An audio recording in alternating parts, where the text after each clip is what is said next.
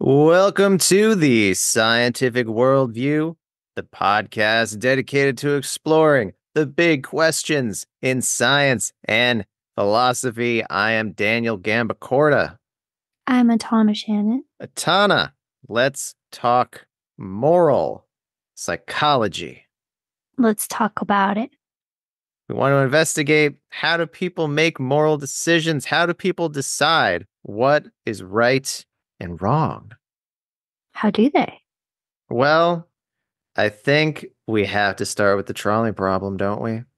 I love the trolley problem. You just got to do it. You got to get this out of the way. All right, here's the trolley problem.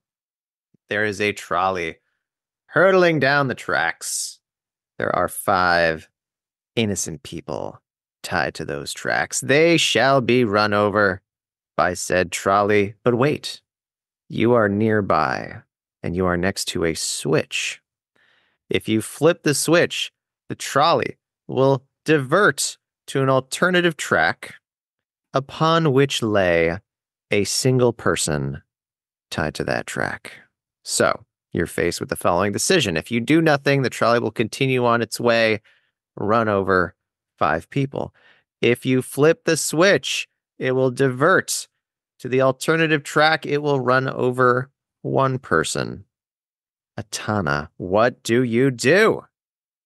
I am utilitarian, so I'm flipping the switch. You flip the switch. Why? In plain English, why do you flip the switch?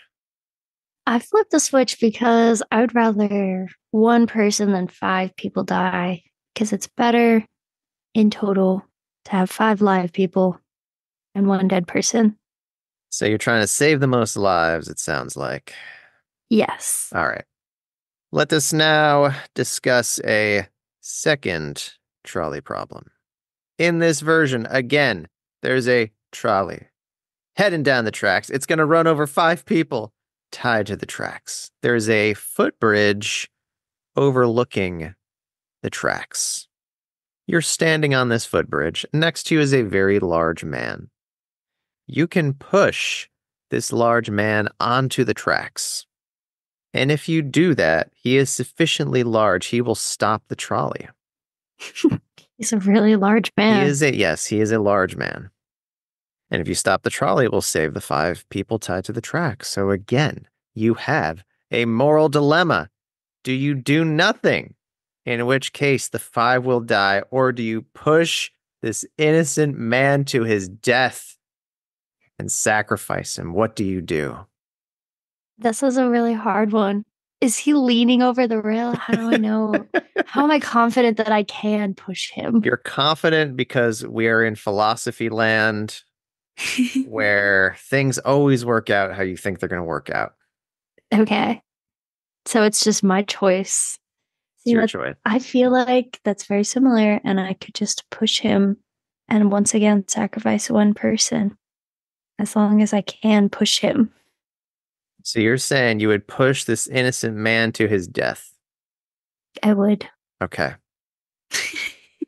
When asked in isolation, most people say they would flip the switch in that first trolley problem.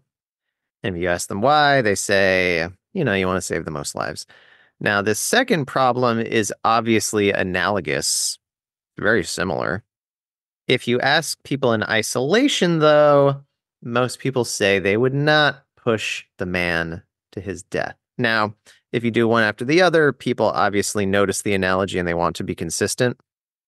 But it's very interesting, right? It's very interesting that these are logically the same problem, but people will make different decisions. It feels different somehow. I think it feels more like you're implicating yourself in the situation when you push someone to his death. Like you're very responsible for that, whereas you wouldn't have been responsible for the 5 people dying. Well, Atana, in the first case, you were pushing a switch, and that's causing an innocent person to die. That one feels like the lesser of 2 evils, though, in a way. Because either way, someone was going to die. Hmm. I mean, isn't it the same in the second case? Didn't you decide to It push the is. large man because it's the lesser of two evils? Yeah, this is true. I don't know. I think the difference is where I'm picturing myself in the situation. Okay.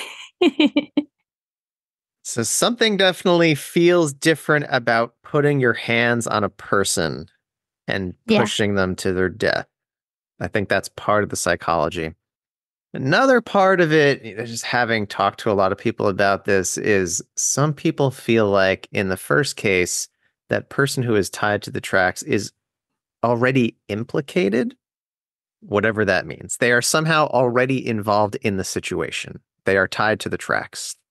Whereas in the Yeah. second case, they are not like already part of the dangerous situation. Now, what exactly does that mean? I don't know. But these are the kinds of things that people say when they're trying to figure out their own decision making. Yeah, like he could have been a witness if I didn't push him to his death. We could have bonded over that trauma together. Yes. There is a real life version of the trolley problem that was performed. Are you familiar with this? No, I don't think so. There's a YouTube video by Vsauce. It's really good. Highly recommend it. They put people in a situation where they genuinely thought a train was going to run over five people, and they thought they could flip a switch to divert the train to a track where there was one person. And it's great. You should watch it. In this real life version, some people flipped the switch, some didn't. Their sample size was less than 10. So, we can't really generalize, but it was a very cool demonstration. That sounds cool. I wonder if those people knew about the trolley problem beforehand. That is a good question. It wasn't discussed in the video, and this video is from pretty long ago. I mean, the trolley problem has entered the zeitgeist. Like, The people know what it zeitgeist? is. Just like it's a part of the culture. A lot of people, if you say the trolley problem, they know what it means. Oh, But that was not true. I mean, 20 years ago, definitely was not true. it was the subject of a lot of memes back in like Yes. 2000 Yes. something. Yeah. Anyway, this trolleyology is moral psychology. People are making moral decisions. We're trying to figure out why they made the decision that they did. Here is one perspective that one may have on moral psychology. You might think the following: there is moral truth floating out there in the universe. Maybe this involves God. Maybe you could just kind of like philosophize your way into it. Human beings, for whatever reason, are born with an innate ability to recognize this moral truth. And when a human being recognizes moral truth, they cannot help but be moved by it. So these moral truths are themselves a causal force on human behavior. According to this view, moral psychology would be sort of mystical and strange. We'd have to figure out how humans are able to recognize a moral truth, and why do we have this innate ability, and how does exposure to a moral truth impact your behavior. I bring up this perspective just to say this is not the perspective that I am coming from. So we're going to come at this from a naturalistic perspective. Moral psychology can be studied scientifically, just like any other aspect of human behavior. No magic. We're assuming there's no magic. We don't have to invoke anything supernatural. We're going to treat it like standard science. No magic. No magic. That sound good? Sounds good. Okay. We're going to define morality as a class of preferences over how people should behave. We humans have different sorts of preferences. You have food preferences, preferences over how ingredients are combined to stimulate taste receptors on the tongue. You have musical preferences over how sounds are organized, and you have moral preferences. The same way, we could talk about the influence of evolution and culture on taste preferences. We can likewise talk about the influence of evolution and culture on moral psychology. That's so exciting. Okay. Then I guess let's dive into it. Our sense of morality was shaped by evolution. Of course, how could it not be? Of course. Consistent with this, we do see similarities across cultures when it comes to how they approach morality. All cultures studied have a distinction between right and wrong. Everywhere we look, we find people have a moral sense. They talk about right and wrong. They have concepts like rights and obligations. There are prescriptions against murder, rape, other forms of violence. We see redress of wrongs. So if you did something bad, then maybe you have to do something to make up for it, or maybe something bad has to happen to you. Around the world, we see empathy. Everywhere, we see shame. We see people have a sense of fairness. So the fact that we see all of these things across cultures means that it's not specific to some cultural practice. Right. So it's something specific to human people. Yeah, it's human nature. Yes. Indeed, there's evidence for morality in babies and toddlers. And toddlers? Babies and toddlers. Oh my. There was a study, 6-month-olds. They watch a little show. In the show, we got this circle character. He's trying to get up a hill, and then this square character knocks him down the hill. So the square is mean. And then we get this triangle character. He pushes the circle up the hill. So the triangle is our nice character. After babies watch the show, they are presented with the square and the triangle. They're presented with the mean character and the nice character. And then we see, what do they reach for? Because babies tend to reach for the thing that they like. And babies will reach for the triangle character. They'll reach for the nice character. So they like the nice character. They like the nice character. 6 months old. And is this morality? I don't know, but it kind of seems like the beginnings of moral feelings, that they have some like preference for niceness. It's morality adjacent. There's a version that was done with 3-month-olds. And with a 3-month-old, you can't use these reaching measures because they are mush. You know what I'm saying? They're mush. They can't like reliably reach for a thing. They're But babies, potatoes. yes, they are mashed potatoes. But they can look at stuff, and it is thought babies preferentially look at things that they like. Yeah. Now, I can't get inside a baby's head, but based on baby behavior, seems to be the case. So you have them watch the show, and then you just show them the two characters, and 3-month-olds will preferentially look at the nice character. I would love to ask a baby, what's your perspective on this? Yeah, it'd be nice if you could talk baby. Be nice if babies could talk English. When it comes to toddlers, I'll just talk about one study. 21-month-olds, they watched a puppet show, very similar to the show I just talked about. We have a puppet trying to open a box. Another puppet comes in, jumps on the box. So this is a mean puppet. And then we have a third puppet come in, and that puppet helps the original puppet open the box. So again, we have a nice character. We have a mean character. These toddlers are asked to give a treat to one of the characters. They will give the treat to the nice puppet. And if they're asked to take a treat away from one of the characters, they will take the treat away from the mean puppet. So they have the sense that good behavior should be rewarded, bad behavior should be punished. Oh, wow, that's interesting. Preferential treatment in toddlerhood. If you ask a 4-year-old, is it okay to wear pajamas to school? They say no. If you ask, is it okay to hit a little girl for no reason? They say no. Now, 4-year-olds were asked, what if the teacher of the class says it's okay to wear pajamas? Then would it be acceptable? And 4-year-olds will say yes. Well, what if the teacher said it's acceptable to hit a little girl for no reason? Would that make it acceptable? And now most 4-year-olds say no. So they have some sense that harming an innocent person is categorically different from the dress code. Yeah. That's interesting that, like, they would ask about the teacher saying that.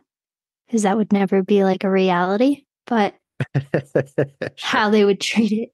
Yeah. There are behavioral genetic studies of moral psychology. We're trying to assess how much of the variance in moral decision making is due to genes. And we've talked about behavioral genetics several times. Not going to go into detail how these studies work. I'll just talk about one particular study. In the study, identical twins and fraternal twins rated the moral permissibility of various scenarios. They're given a scenario, and then on an 8-point scale, with 1 being forbidden, 8 being obligatory, and then the middle point of 4 represents permissible, how would you judge the scenario? So basically, how good or bad are each of these scenarios? Let's do some examples. Killing and eating an injured boy so that you and another may survive. Atana, is that forbidden? Is it obligatory? Is it permissible? What do you think? Where does it fall? That's a 2. Okay. So close to forbidden, say you. Yes. Okay. All right. Throwing one person overboard in order to save lives of self and others. Why do they need to go overboard? Oh, It's a good question. I don't know, maybe like the weight. It's a weight thing. oh, well, now I just feel mean. Um, I'm gonna say 3. Tana, you said you were a utilitarian. I know. What happened? I am also non-confrontational. Okay. Let's just do one more. Killing a person in order to identify a vaccine that will save humanity. Have you seen The Last of Us or played the video game? Yeah, Okay, I did. because I did. that is basically The Last of Us. Yeah. 4. All right. So permissible. That one's permissible as long as I don't get to know the character first. Okay. In the study, these identical twins and fraternal twins, they're asked these questions. Researchers found the identical twins were quite a bit more similar to each other than the fraternal twins, which means that genes are accounting for some of the variance. The heritability estimate for this study was around 45%. So around half the variance in moral decision making was attributed to genes. In plain English, genes predispose people towards particular moral decisions. What kind of moral decisions? The ones that you just made. Dang. That's really interesting. My genes predicted my moral decision making. Indeed. And we're going to talk about political psychology next episode. So I'm not going to delve too deeply into it here, but you get basically the same finding if you ask people questions about political issues. Genes generally account for a good chunk of the variance in political opinion. If you ask people about racial attitudes, sex attitudes, economics, religion, foreign policy, military, somewhere around 40% of the variance in political opinion is due to genes.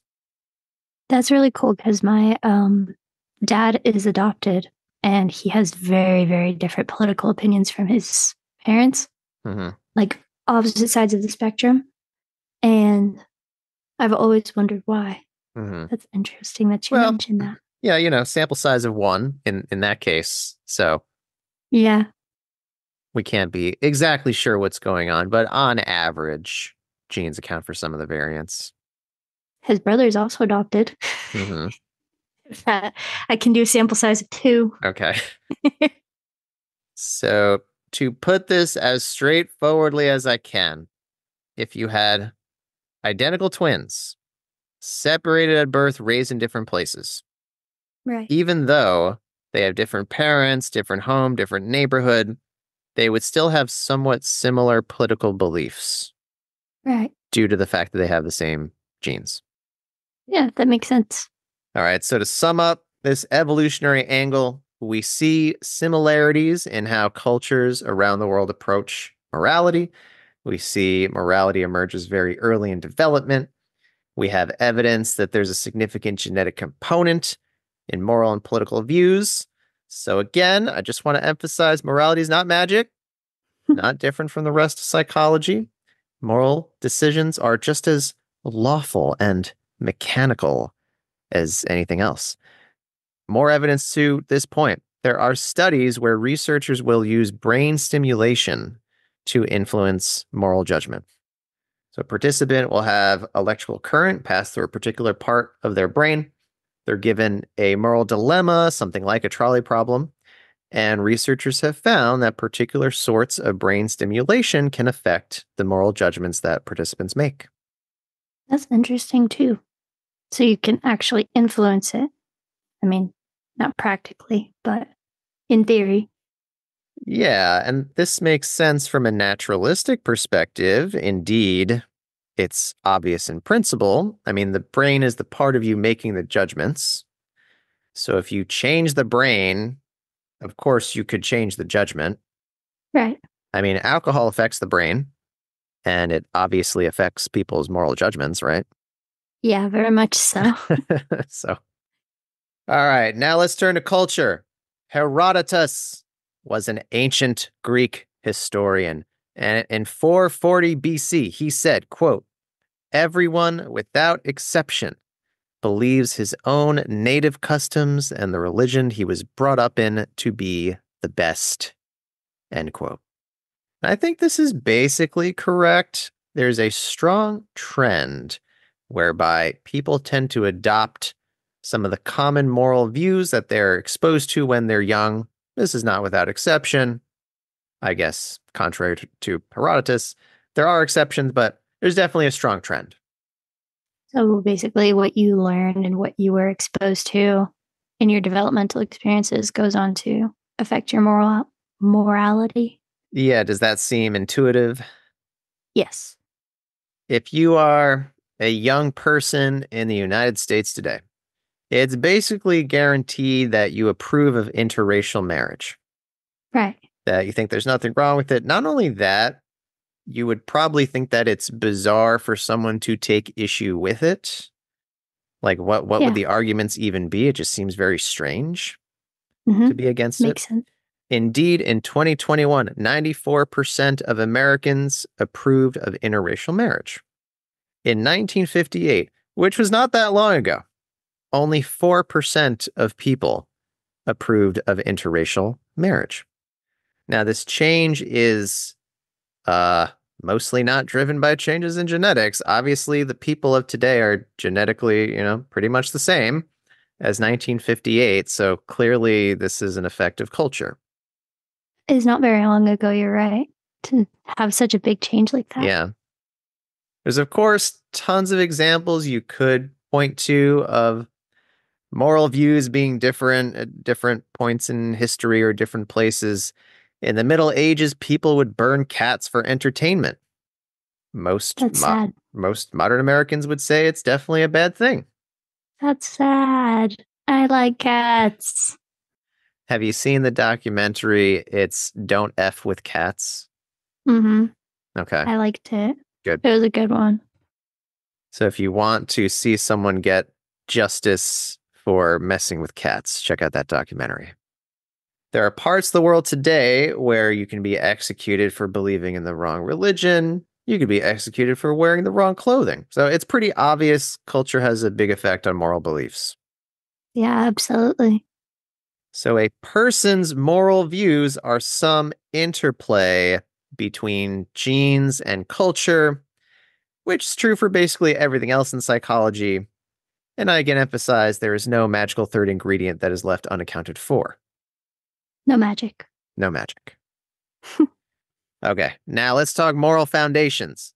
There are a number of moral intuitions you find people have all around the world. Social norms and laws build upon these intuitions to construct the moral dimension of a culture. Researchers have come up with taxonomies of these basic moral feelings that are found across cultures. I am going to discuss the 7 moral foundations. So these are the building blocks of morality that you find across cultures. Are you ready? I'm ready. First foundation, hair. Evolution selects for survival. This entails avoiding bodily damage as indicated by pain. People don't want to be hurt. They don't want their family to be hurt. People don't want their friends and community members to be hurt. And around the world, there are prescriptions against physical harm. Harming people, killing people, it's considered a moral issue. And on the flip side, reducing suffering is also moralized. Might be considered morally good to reduce suffering, like, say, helping the poor. And this foundation underlies moral virtues like kindness and nurturance. Right. Second foundation, fairness. This is related to reciprocal altruism. It underlies talk of justice, rights, retribution. Now, there's really two things people refer to when they discuss fairness. One type of fairness is equality. From this perspective, fairness means everybody gets equal treatment or everybody has equal outcomes. For example, if two people are hired at the same time to work the same job at the same company, you might think that they should receive the same pay. And if they were paid different amounts, that is unfair. This conception of fairness also underlies concerns over social justice. People want equal treatment or even equal outcomes for groups. So if somebody finds out that, for example, there's more men than women in some profession, the inequality might offend their sensibilities. That makes sense. And when people talk about basic human rights, they're appealing to this kind of fairness. Everybody should have the same freedoms. Everybody should be treated the same. Right. That's like just foundational, Moral foundational. morally foundational. Yes. Now, this other type of fairness is proportionality. It's also referred to as desert. In this conception of fairness, people's access to rewards should be in proportion to the virtuousness of their actions. For example, if two people at the same company work the same job, but one person works a lot harder and contributes more, they should get paid more than someone else who is lazy and doesn't contribute. So the rewards that they get should be in proportion to how virtuous they are, which in this case refers to how hard they worked. In other words, people should get what they deserve. Okay. That makes sense. And this conception of fairness is important for understanding criminal justice. People feel like criminals should get what they deserve, that there's some inherent moral good associated with harming someone if they have harmed others. So punishing criminals is a form of justice whereby you're balancing these cosmic justice scales by hurting the bad person who did a bad thing. And the degree to which you harm the bad person should be in proportion to how bad a thing they did. So if somebody committed a really bad crime, they should get a really harsh punishment. Yeah, I think that's true in many criminal cases. Third foundation, loyalty. Groups succeed when everyone cares about the same things, is working towards the same goals. So it's important for us to know that others will be loyal. This underlies favoring the in-group. Patriotism. People tend to favor their fellow countrymen. For example, Americans care about other Americans more than they care about people from other countries, typically on average. If America is involved in some war, people care about the number of American casualties. They care less about the number of foreign casualties. Right. Someone might feel like criticizing the in-group is a form of betrayal. When people criticize the United States, some respond with love it or leave it. And the idea is you are being disloyal by criticizing your own country. If you don't like it, you can get out. Right. I think they call that treason in extreme forms. Sure. Apostates and traitors are especially hated. So the person who leaves the group or betrays the group is the worst sort of person. In Iran, Saudi Arabia, Yemen, if you are Muslim, but then decide you don't want to be Muslim anymore, that is an offense punishable by death. Really? By death? Yes. Wow. I did not know that. So if you're a part of the group, leaving the group is the worst thing you can possibly do. Yeah. Fourth foundation, authority. This is related to status hierarchies. Authorities coordinate groups, and lack of coordination can make everyone worse off. So it's important that we have leaders and experts who could give us guidance and organize groups. But sometimes these authorities are corrupt. Sometimes they're serving their own selfish ends at the expense of everyone else, and they need to be subverted. Seems like many times.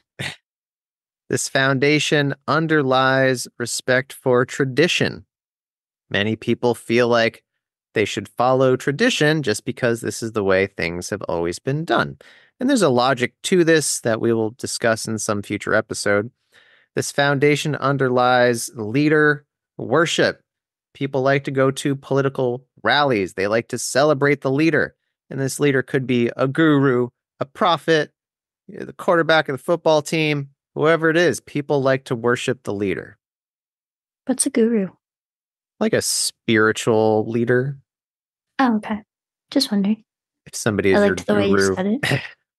they've given you spiritual guidance and you look to them for advice. Okay. I think I've heard the word before. I've just never looked it up or anything. This foundation is related to honorifics.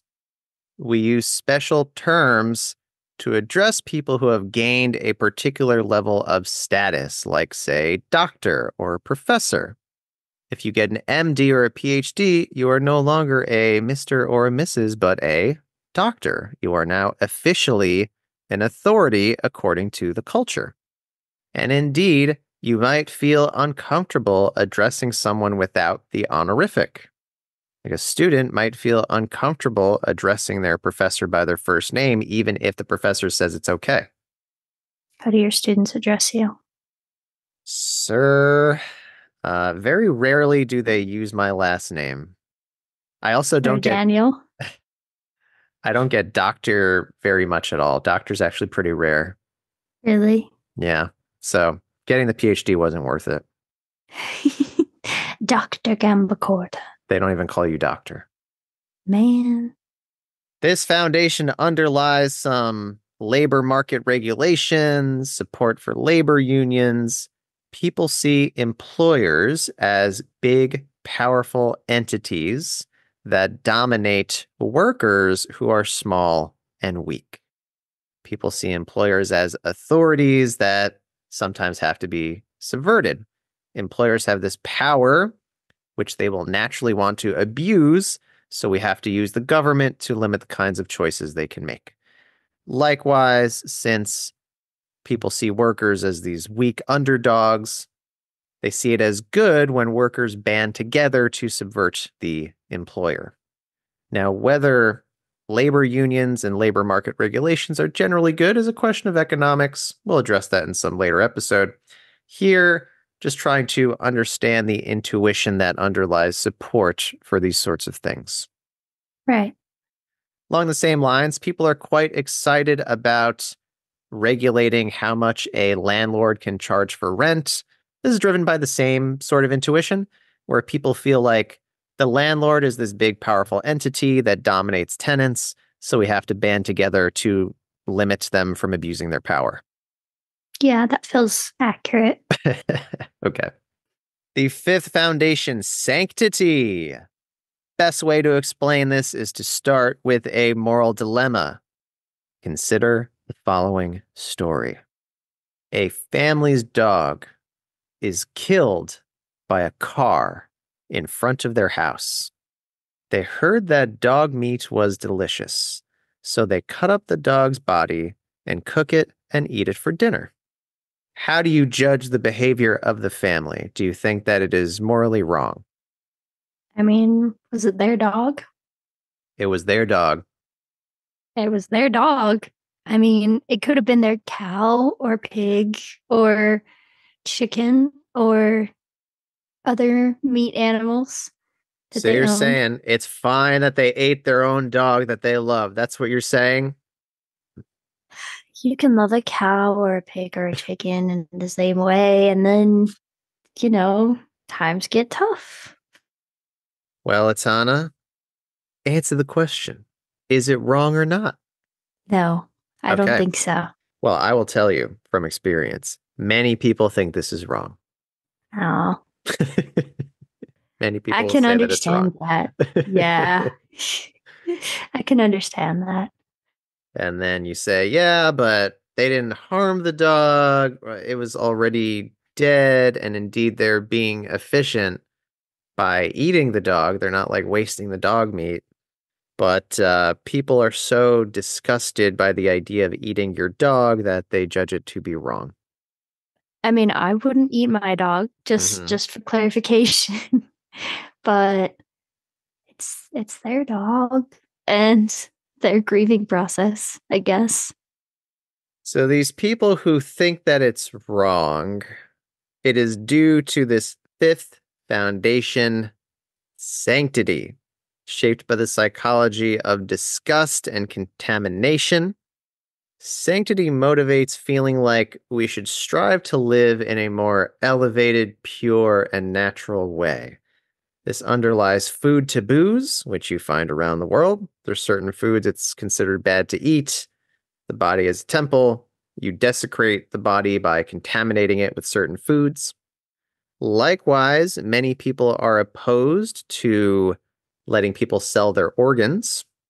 What's your view on this? We won't go into this I'm in an great organ detail, donor but let's say selling on your my organs. license. Should Oh, people be able to so. sell them? So, like, you have two kidneys, you only need one. Can you sell your extra kidney? Oh, yeah, absolutely. I would love to sell my extra kidney. Okay. Well, I'll tell you what, Atana, it's illegal. I know, unfortunately. Many, if not most people, disagree with you. And a reason they disagree is they see it as a violation of the person's body or spirit. And this manifests as the feeling of disgust. It's disgusting to sell parts of your body. It's my kidney, if that's what I want to do with it. Likewise, some people see marriage as a spiritual institution, and it gets sullied if impure people are allowed to get married. This was an argument that was in play back in the day when gay marriage was being debated in the United States. One side of the argument said that letting gay people get married violated the sanctity of marriage. Mm, disagree, but that's a personal opinion. Some people argue life is sacred, and the sacredness enters the picture quite early, like maybe during conception or maybe a little bit afterwards. And this is an argument levied against abortion that it violates the sanctity of life. Right. I think I've heard that a bunch. Sanctity also motivates some flavors of environmentalism. Some environmentalists think that nature has some inherent value above and beyond its effect on conscious creatures. And some of these people think that we humans are degrading the environment, which is bad even if you don't take into account the harms that are caused to people as a result. So this is the view that nature itself is valuable, we're degrading it, that's bad. Even if it's not affecting animals or people in any way, it's bad because it's some kind of violation of nature. Have you heard of the voluntary human extinction movement? No, I have not. These are people who want humanity to go extinct by convincing everyone to not have kids. Oh, One of the main interesting. reasons is humans are destroying the environment. Right. They want to get rid of humans, and then they think the environment will be better. And that is what is important to them. So they're prioritizing the environment over human life and survivalness. Yeah, I think that's right. Yeah. At least over the continuation of humanity.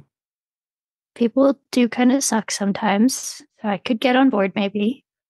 All right, but it seems like sanctity is not very important to you. Not for the sanctity of the environment. Okay. Sanctity of the environment is important to me, but I don't Okay. think I would be interested in human extinction for that. Fair. Fair. Moving on to the sixth foundation, liberty. People often want to make decisions for themselves. They don't want to have things forced on them. When your parents forced you to do things and they said it's for your own good, how would you feel? Would you feel frustrated, resentful? Yes, all of the above. And maybe your parents were right. Maybe it was for your own good, but it still sucks to be forced to do things. Right. It feels like a violation of your liberty. Right. This foundation underlies opposition to paternalism, government policies where people are forced to behave a certain way for their own good. For example, a while back, there was what was known as the soda ban in New York City. If you went to a restaurant or a movie theater, you would not be able to get more than 16 ounces of soda in one cup. It was illegal to sell more than 16 ounces of soda in a cup. The law was motivated by the idea that soda is bad for your health. So if we make it inconvenient for people to drink a lot of soda, they will drink less soda and be healthier. Some saw this law as an infringement on their liberty, that adults should be able to decide for themselves how much soda they drink. It shouldn't be decided by some government committee. That intuition that the government shouldn't be able to tell you how much soda you can drink, that is based in this Liberty Foundation. Right. It's my soda. I will drink as much soda as I gosh darn please. As Cartman said, it's my body, I'll do what I want. And we It's won't my dive in. kidney. Yeah, we won't dive into this, but you want to give a quick hot take? Are you pro soda ban, anti soda ban? Uh, I I think they should just not offer humongous sizes from the get go. All right, pro If you soda don't ban? want, I guess I'm pro soda ban. I'm a centrist in the soda Okay. ban. Well, this law was pretty quickly struck down, so next time you go to New York City, you get as much soda as you want.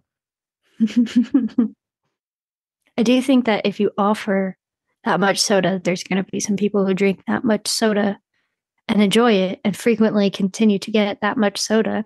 Indeed. So just don't offer it, and then you won't have the problem in the first place.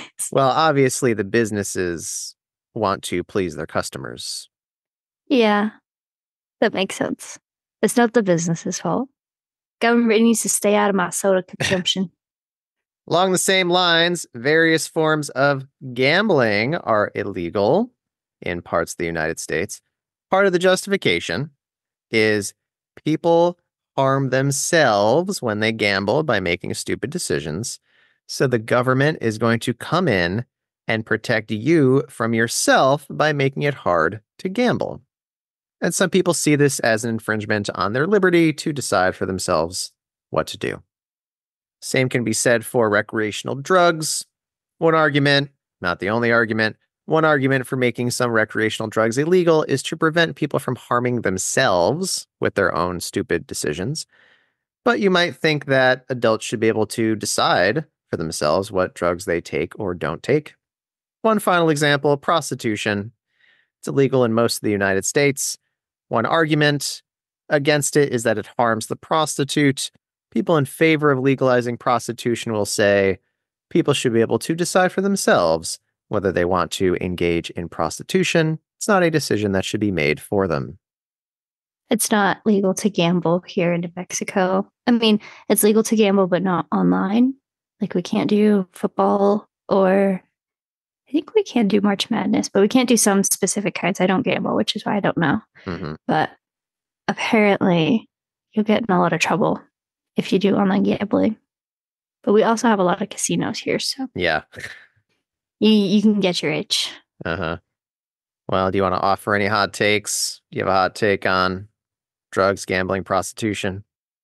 More of a harm reductionist person, so my hot take is to legalize things because I feel like if you can legalize things and like federally,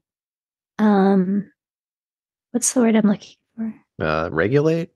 Yeah, federally regulate things, then it keeps the entire population safer.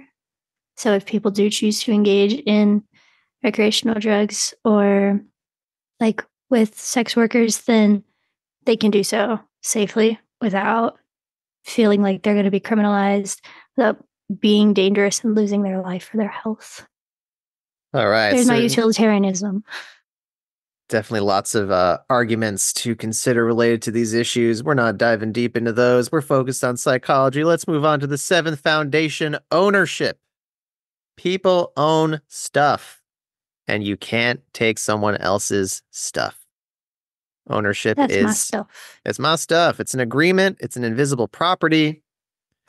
If you give me money and I give you a car in exchange, the car is still exactly the same.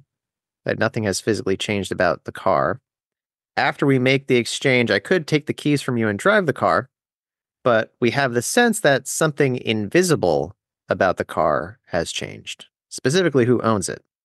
So this ownership is a psychological phenomenon, and we have norms and laws that help us come to an agreement regarding who owns what. Violations of this agreement are considered moral violations. There's different versions of this. The most straightforward would be referred to as stealing. Some object has the invisible property of being owned by Atana. If I take possession of the object without your consent, I am quote unquote stealing, which is morally wrong. That's my stuff. My object. So ownership, it's interesting. We're going to dive into it a little bit more. Ownership, this is our seventh and final moral foundation. There's no more moral foundations. We're done talking moral foundations. But I want to dive deep into ownership specifically. Let's dive. Put on your goggles. We're diving. There are 6 principles of ownership. Oh my goodness. These are intuitions that are built upon by norms and laws, ways that we come to agree on who owns what. First principle of ownership. First come, first served. Whoever gets there first owns the thing. This is how registering for classes at university works. If you register earlier than someone else, you could claim ownership to a seat in the class. And maybe that someone else needs the class more than you do. Maybe they would benefit from it more than you would. But ultimately, those are not the determining factors. It's just whoever gets there first. It's hectic. It's crazy. Lines work the same way. If you're waiting in line to get concert tickets, the strong default assumption is whoever got there first gets the first chance to purchase tickets. Whoever got there second gets the second chance, etc. And if you are in a big rush or your feet hurt or the concert's really important to you, by default, these factors are not weighed heavily. The default is just first come, first served. Right. Another example would be calling dibs. Are you familiar with that? Yeah. If you call dibs on something, that means you get to have it because you're the first one who said you wanted it. Right, the same concept would be calling shotgun. Several people are going to ride in a car. There's a norm that says if you say shotgun before anybody else, you get to ride in the front passenger seat. I think the opposite of that is like nose goes. I do not know nose goes. Nose goes, you have to be, if you're the last person to say nose goes or to touch your nose, then you have to do the unwanted thing Okay, that no yeah. one else wants to do. Okay, yeah. So it's kind of the opposite. Second principle, finders, keepers. Another way of saying this is possession is 9/10 of the law. If you were walking down the street and you found a $100 bill, you might think, it's my lucky day. Is that what you would think? Finders, keepers, losers, weepers. Right, you feel happy because you have gained ownership of the bill by virtue of finding it. Right. Even though somebody did previously own the bill, you might feel like they no longer do so because the bill is now in your hands. Right. I don't know. $100 is kind of a lot of money. I might give it back to him. It's complicated by the fact that if you just like find the bill and Yeah, you don't know where it came from. that's true. But It's a complex situation. that is an interesting question of how much money would you have to find before you felt obligated to find the owner? Because if it's like $1, you might pick it up and be like, "Ooh, I found $1." But if it's $1,000, Yeah, that's now somebody's. do you feel like you have a moral obligation? Yeah, I think my limit's probably like $75. Okay. If it's more than 75, I'm looking for you. Imagine you buy a jacket from a used clothing store. When you go home, you find a $100 bill in one of the pockets. How do you react? Oh, I'm excited. Okay. That's mine. Okay. $100 right there. So you don't feel like you have a moral obligation to return the money to the clothing store. No, because they're not going to know who donated their jacket. Okay. So they're So, just going to keep. so So you feel this is like mine. finders keepers. Finders keepers. And when it comes to the law, the default assumption is if you possess a thing, you are the owner of it, unless somebody else can clearly prove that they own it. So two people can't own one thing unless it's like something big financed. The idea is, let's say you own a thing, it's in your hands, and somebody Mhm. else says, well, actually, I own that thing. Generally speaking, unless the other person has proof, like they have a receipt or something, the law Right. will say, it's in your hands, it's yours. The court isn't It's going to my like thing. force you to give it up unless there's strong proof that it's not actually yours. Right. Okay. The third principle, the labor principle. If you work on something, it makes it yours. This underpins copyright and patent law. If you write a song, by default, you own the song. Somebody else can't play the song in exchange for money. You're the one who put in the work of writing it, so others don't get to profit off of it. What if I build a house? It's your house. Let's go build a house. The fourth principle, attachment. If you own something, by default, you own the stuff that's attached to it. If you buy a piece of land and there's trees, now you own the trees. If there's a well, now you own the well. Have you ever flown on a plane? Yes. Have you been in a plane where the seats can recline? No. Okay. That's fancy. Yeah. I think in most planes, the seats can recline. So there's this button you can press down, and then you can Oh, recline the seat. And reclining would make the recliner more comfortable. But if you recline, you are encroaching on the space of the person behind you. oh, I see. And there is debate regarding, is it permissible to recline? And people are actually 50-50 on this. They're pretty split. Some people say, I paid for this seat. Part of the seat is the button that lets me recline. I get to recline. Some people say, I paid for this seat as well as the space around the seat that allows me to be comfortable as I am sitting. And if somebody in front of me reclines, they are encroaching into that space. So they do not have the right to recline. I didn't even know they could recline. Mm-hmm. So I'm going to opt out of any hot Okay. takes for this one Fair enough. because I've never reclined myself. Here's a different but related example. When air travel was just starting up, there were court cases over whether it's okay for a plane to fly over land that is owned by somebody. The idea is yeah, well, if you own land, then you also own the space above the land. So if a plane is flying through, are they encroaching on that space? Everybody owns all the land, though. Right. Well, it was decided that planes are really high up, so they can fly over private property and it's fine. And that's good because that allows us to have air travel. But there is this question of exactly how much of the air above land is considered to be owned by the landowner.